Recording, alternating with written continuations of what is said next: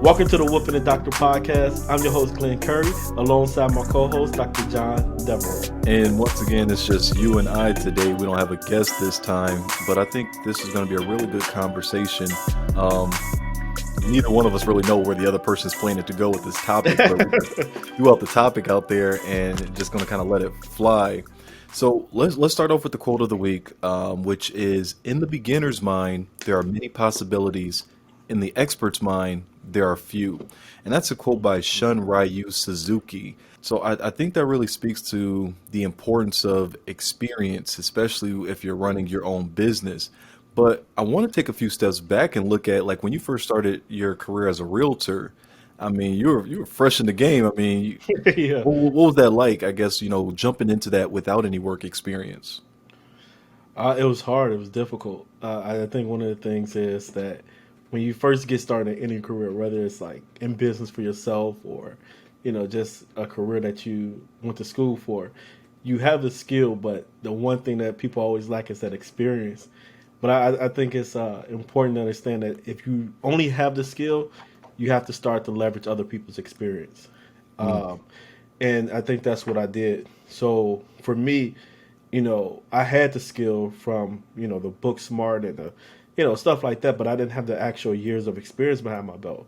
So I started to leverage people around me who been in real estate for 10 plus years and kind of picking their mind and kind of try not to fall into any of the pitfalls that they fell into. So I think it's important to, if you have one or the other, being able to leverage the thing that you lack.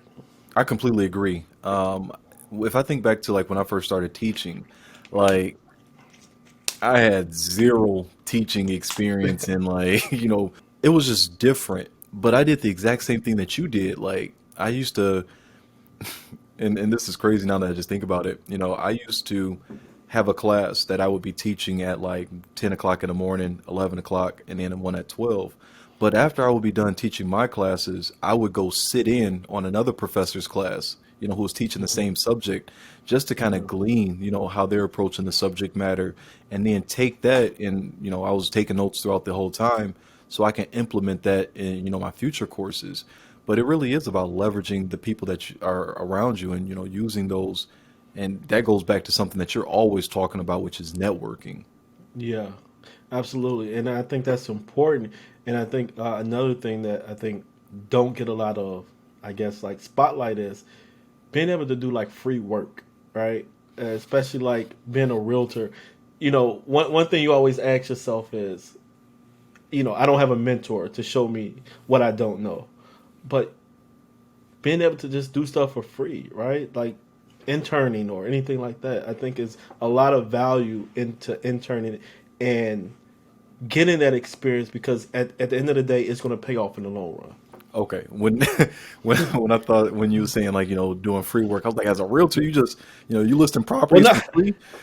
no, not listening, but before you become a realtor, maybe you might want to just shadow some realtors. Because I Yes, mean, there's a lot of realtors that'll let you shadow them for a couple of days or for however long until you understand the process. And sometimes you don't. Sometimes you don't automatically just get paid for your work right away, and that's okay. Most times people think like if I do this, if I gotta shadow somebody, if I gotta go out here and put in the time, I should get paid.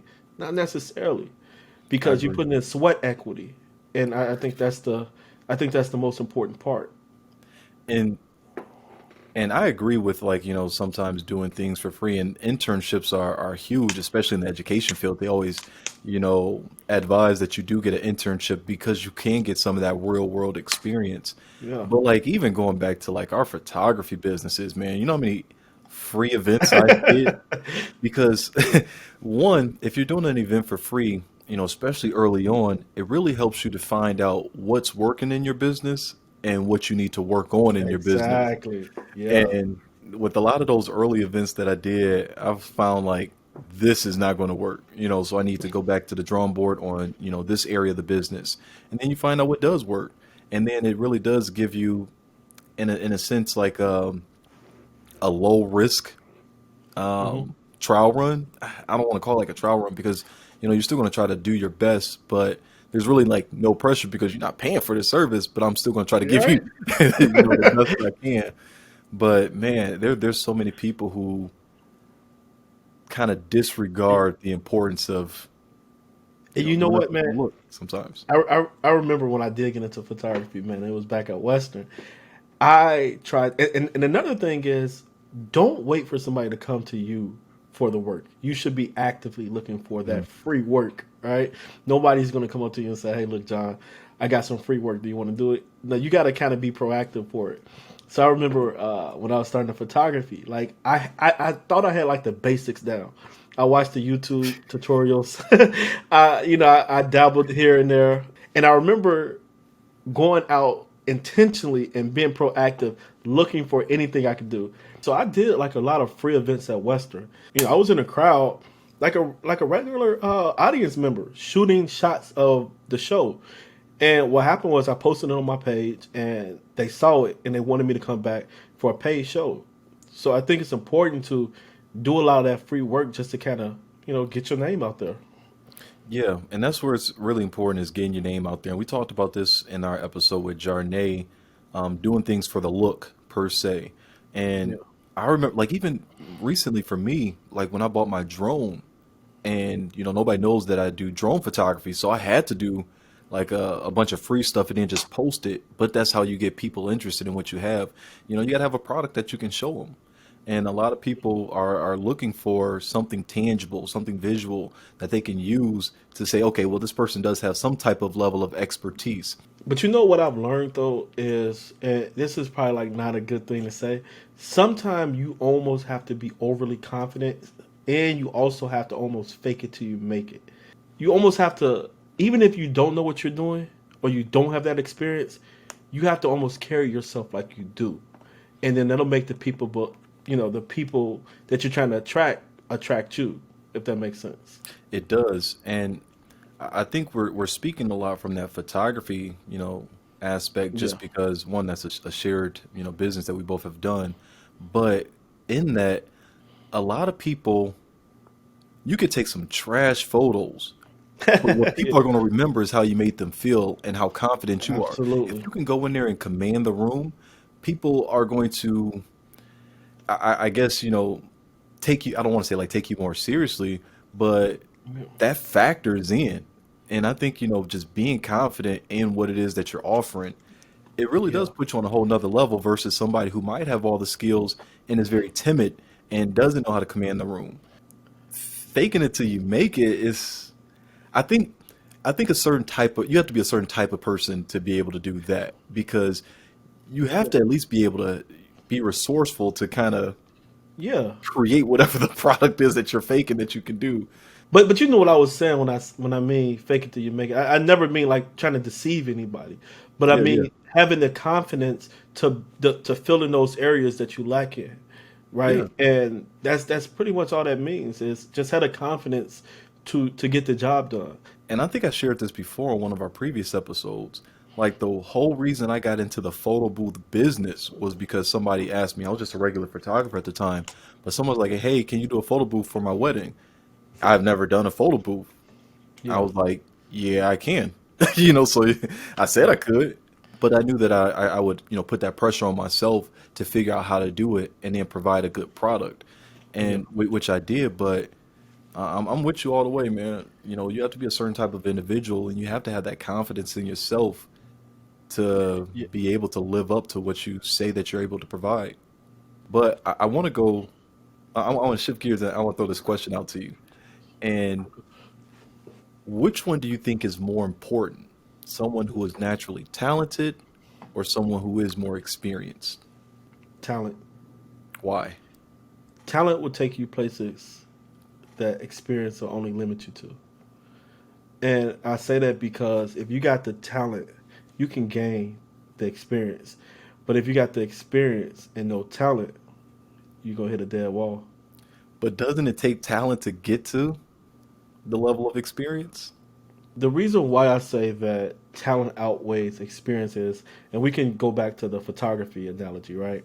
Think about someone who has years and years of experience in being a photographer, but they're trash. right? How And can you I be mean, trash if you got years and years of experience though?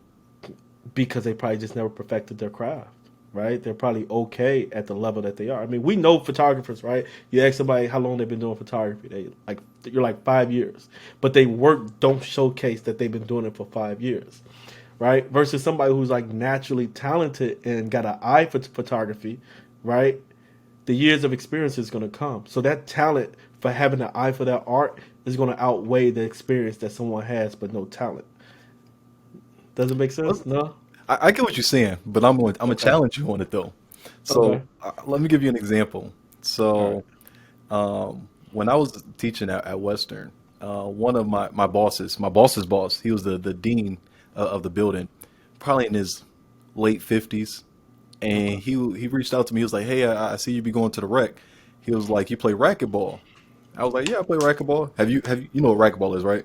Yeah. Yeah. They had it at Western. Yeah. Okay, yeah. So racquetball is for those who might not know. It's like you playing tennis, but it's like half of the side of it. You know, you got to hit it against the wall, blah blah blah. So he was like, "Yeah, let's play racquetball." So in my mind, I'm like, I'm about to kill this guy. Like, Right.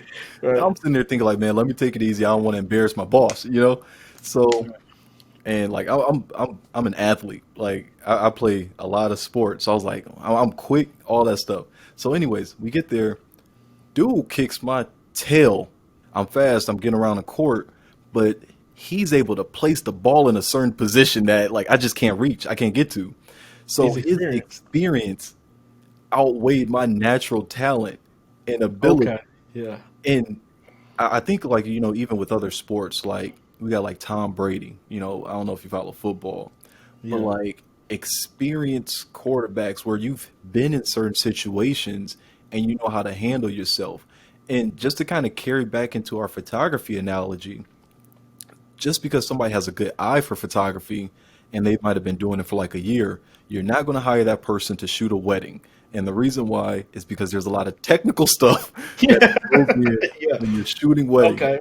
Yeah. So that's why I say like, the experience, you know, can outweigh the talent. You see a lot of these Okay. athletes who are thriving in year 15, 16 in their careers, like LeBron James and, the late great Kobe Bryant.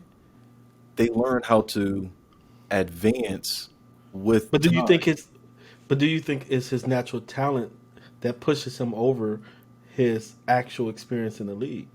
Because I mean, you got people who are just got I mean, way more experience than he does in professional basketball, but they're not as talented. I mean, think about it, right? Like LeBron, like you said, right? He has the experience in the league. I mean, he probably has less experience than some other, most other athletes in the league. But what makes him better than a lot of other athletes is his natural talent. So his natural talent actually outweighs his experience. But the talent dissipates over time. He's not the same athlete that he was 15 years ago. But that experience teaches you that, okay, midway through the season, I might have to start dialing back just a little bit so I'm ready for the playoffs. Experience would teach you that, okay, in these high pressure situations, I've been doing this, so many times that I know how to, keep myself calm, and Yeah, not let my emotions get too high or things like that. I think there's so many things that experience teaches you that sometimes the talent just can't overcome. I agree. Now, Yeah, I think talent will be really good in the short run because that's what you need. But I think over time you have to be able to marry that talent with experiences that makes you, I guess, a better overall, business owner, person, athlete, whatever it might be. But I see experience greater than actual talent, if that I makes sense. agree.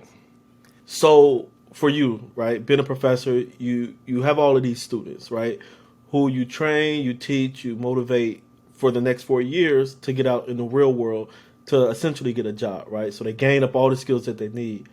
How does someone who have the skills but don't have the experience and no one's looking to hire them, how do they still get their foot in the door? Um, I think that goes back to what we talked about earlier. Those internships. It's important to if you have an idea of like what type of job you want, maybe you might not start there.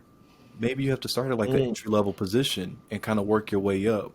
And I think it's, really the catch 22 with like these corporate jobs. They say they want 7 years of experience, but, a lot of these students are just graduating right out of college. And that makes it a little bit more difficult.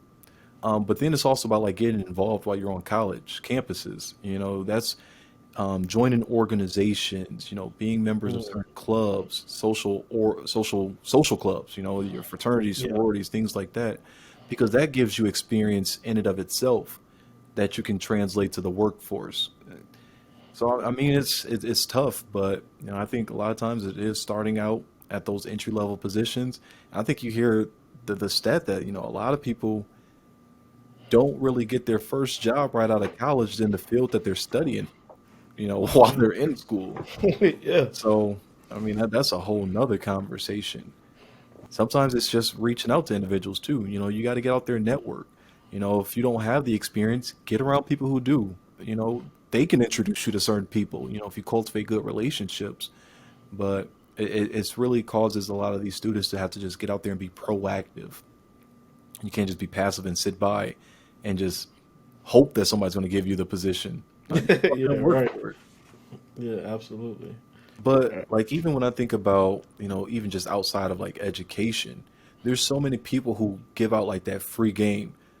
You are doing like the 7 minutes worth of game, right? So for Yeah, people who are yeah. looking to get into, real estate and wholesaling, you're giving that information out for free. So people just have to really be a go-getters because in this age of technology, all the information is out there. But goes back to that work ethic that we talked about, goes back to drive that we talked about. I mean, you just got to want it. Eh, I think you touched on a pretty interesting topic, right? And not to get too far down a rabbit hole, but in this day and age, man, one thing that nobody should ever lack is skill, right? In anything that you're trying to get into, because we live in an age of technology and Yeah. information. So the skill is easy to obtain, the experience not so much. Yes. So for me, I look at it like, why don't you have the skill? I understand not having the experience. Yeah, I agree. Like, I think that if you want to do anything, pretty much there's videos on YouTube for it. Yeah, Pretty much. I wanted to learn how to play the keyboard. I learned how to play the keyboard through YouTube. YouTube University yeah. is what I call it. There shouldn't be a deficiency in skills with all the information that's available to us nowadays through the internet, through YouTube, through even networking through Facebook and stuff like that. But Hmm. nevertheless, there still are individuals out there who are deficient in certain skills, that they want or that is needed, I guess, in the professions that they're trying to go into. So why do you think that's the case? That was gonna be my question for you, man. Yeah, beat you to it. I think oftentimes people overcomplicate things, right? And they don't understand. They think that it's going to be this long drawn out process to gain a skill, and they don't even take the first step to just looking at how do I even start. And you can literally Google that. How do I start X, Y, and Z? It'll be a list of stuff, and you just kind of go, take the breadcrumbs from there and just go. But I think because people overcomplicate it, I think that's probably like the easiest answer. I think sometimes individuals' passions don't align with what they're attempting to do. And Mm, because when you're trying to do something that you're passionate about, everything else is going to fall in place, hopefully. If I'm yeah. passionate about learning how to play the piano, I'm going to be dedicated to practicing. I'm going to be dedicated to looking up or taking lessons and things like that and doing all the stuff that is required of me to achieve that skill. But sometimes people are chasing the bag, chasing careers that other people think that they should go into. I get so Mm. many students who I want to major in finance because I know a financial planner, and they say that I should major in finance because that's going to make me a lot of money. But they're not passionate about it. And Yeah. I was talking to one of my former students, and he's at a 4-year institution now, and he was like, he's majoring and he's an athlete as well. So he's majoring in criminology. He doesn't care about criminology. So when I'm asking like, yo, how your grades looking? I'm not going to class. Like, why aren't you going to class? I don't care about the subject. So Yeah. if you look at that even on a grander scale, you got some people who are working out there in certain jobs that they're not passionate about. So why would they be trying to acquire skills to become more proficient in the job that they don't already give a Right. rat's butt about? Right. Right. Well, here's something interesting, right? And this is not to go off topic, but I heard someone say on a video once. It says, "Follow the bag," so that it says, "Secure the bag first, so that you have the finances to follow your passion." How do you feel about that? That's easier said than done.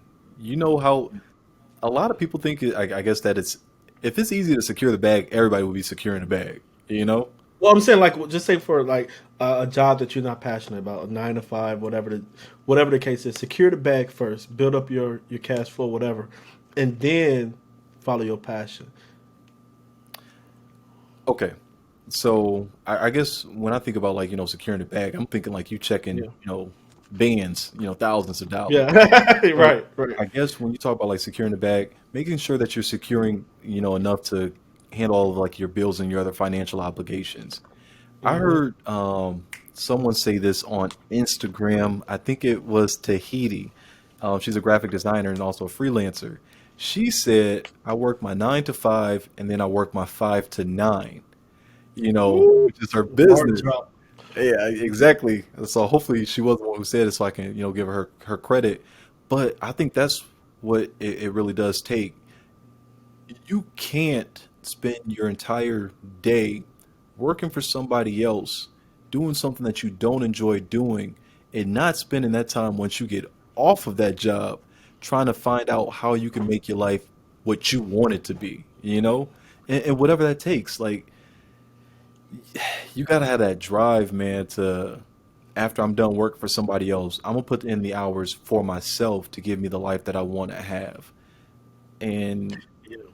yeah, I think it really just starts about with like finding what you're passionate about. So for people that like you said, getting off their 9 to 5 job, how is it? How do you even find that balance? Right? I mean, because you're tired. You're tired from the day you're working. You didn't put in 8 9 hours at your 9 to 5.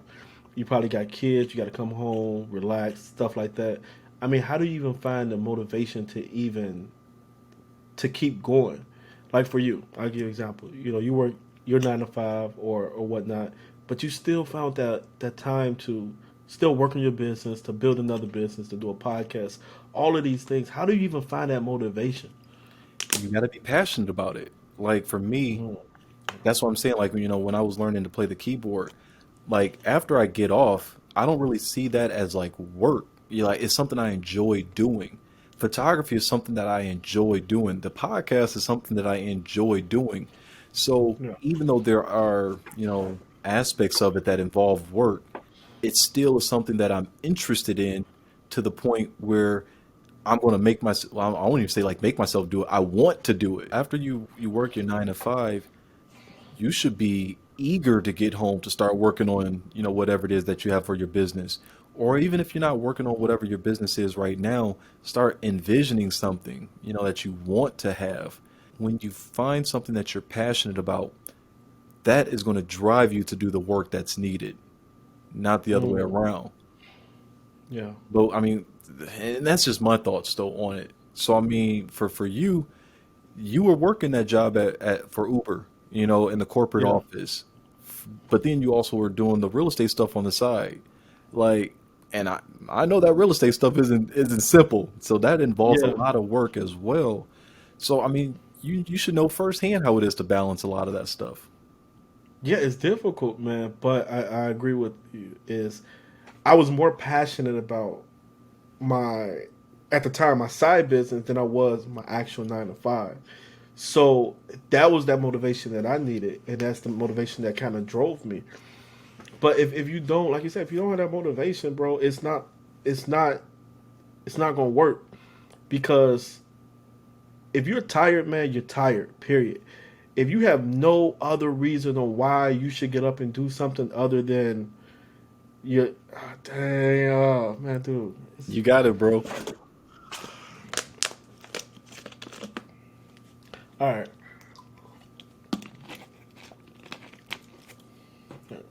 all right. Let's wing it. Um, and you're right, man, dude. Like, bro, you hit it on the head. Is if you don't have that motivation to push through when you're tired, when you're drained, we have nothing else. Like, it's not gonna work. It's just not gonna work at all. Like when I was at Uber, it was cool, but my passion for getting up out of there, my passion for, my side business at the time outweighed my 9 to 5 by a long Yeah. shot. So that's what kind of kept me driven at night. When I'm at when it's 12 o'clock at night, I'm still out here working on my business because I had something in mind that was greater than what I was actually doing. Exactly. And I mean, that's what it's all about, having that vision and something that pushes you. I was reading something today that said that human beings aren't designed to not be creative, to sit behind a desk for 8 hours a Yeah. day and then go home and watch 8 hours of TV. It's like that's not what life is about, you know? Mm-mm. So it is about finding those things that you're passionate about and then taking that from, as Jarnay said, ideation to creation. Mm. You just got to, I think everybody has something that they're skilled in or is passionate about that's going to drive them to get the skills to perform whatever job that is. And until you find that, sometimes you might just be stuck in that rat race. Yeah, and for anybody who's out there listening, right? Whether you're working a 9 to 5 or you're working at 5 to 9, whatever the case may be, I would say take this week to kind of sit down and figure out, what are you passionate about? What kind of drives you and what motivates you? And then once you do that, write it down on paper and make that your call to action for the week. And just out of curiosity too, because I think that's a really good idea. You mentioned that, at one point in time before you moved into real estate full time, Hmm. that you found that eventually, like the thing, your side business was what you became more passionate about. How did Yeah, you know? How did you know? because I was working on my side business while I was still at my 9 to 5. It Okay. was like every waking moment, I was thinking about real estate, like from the time I woke up to the time I went to sleep, even while I was at work. So I knew that I was more passionate about that than I was actually working a 9 to 5 because I enjoyed it. It was one of those things when you truly enjoy something and you're truly motivated by it, you'll do it for free. And I felt like real estate was one of those things where if all else fails, I never not want to make money, but I enjoy it so much that I can do it for free, teach people whatever, because I Mhm. was that passionate about it, and still am. Yeah, I agree. I couldn't have said it better myself. And like one of the tests that I've always used to kind of gauge how passionate I am about something is like, can you go without eating to keep doing it? In a sense, Yeah, like, I'd be working on like some music and then I look up, it's been like 4 or 5 hours. And, I was like, man, I need to go eat, So yeah, it's like you get so entranced by, whatever it is that you're passionate, I mean, that you're working on because you're so passionate about it that you just, time just flies. If that makes yeah. sense. I don't know. No, Maybe. that no, that, no, that makes perfect sense. There's times I'm on the computer, right, and by the time I look up, my wife would say like, "Yo, is dinner? Are you hungry?" And I'm thinking, it's only been a couple hours, and the whole day done passed me by because Yeah. I'm so focused, I'm so driven, I'm so Mhm. in tune to what it is that I'm trying to accomplish. And dude, I went a day and a half, almost 2 days not eating because I was so passionate about what it was I was doing. Um, I've done it before, man. You wake up and it's the first thing on your mind, and when you go to sleep, it's the last thing on your mind. So, Facts. you get so trapped in it, and you get so focused that don't nothing else matter. let's wrap it up because I mean we can go down a rabbit hole with that. So if you're listening to this, make sure to subscribe. If you're watching this on YouTube, make sure to like and comment below, or even reach out to us on Instagram. Let us know your thoughts on experience or on talent, on finding your passion, any of the things that we talked about in this episode, because we'd love to hear back from you guys. And this has been another episode of the Wolf and the Doctor podcast. Again, I'm your host, Glenn Curry, alongside my co-host, Dr. John Devereaux. Until next time.